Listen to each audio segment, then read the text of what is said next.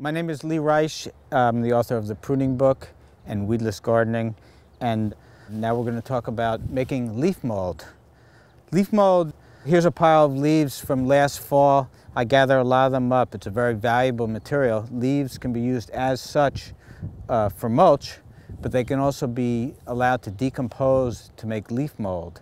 And I'll show you the way to do that is you pile it up somewhere, and then you just stick your pitchfork in the ground, walk over to a nice easy chair, and you just sit and you wait a year or two, and the leaf mold's finished then.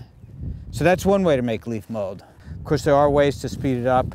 If if this pile's in full sun, if it was in the shade, it would probably stay a little moister and then would rot a little faster. And making leaf mold is similar to making compost, and leaves happen to be very high in carbon. So if you added some high nitrogen material, which could be manure, it could be some fertilizer, some high nitrogen fertilizer, it will speed up the process. But I guess the only thing I say to that is, what's the rush? You just pile leaves every year, you just keep piling it on, and you get leaf mold.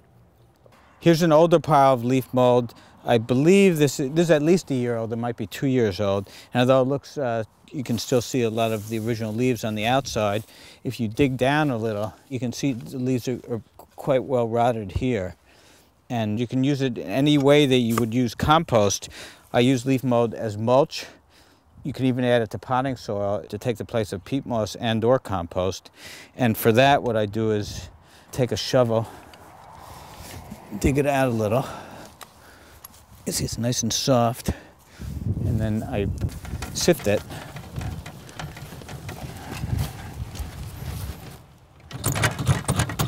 And you get this rich, humusy material that has all the benefits of compost. When you add it to a soil, the soil holds water better, or the soil drains better, rainfall percolates into the soil better, and it also adds a whole spectrum of nutrients, adds a lot of biological activity to the soil. This is food for a lot of fungi and bacteria, so it's a great thing for the soil.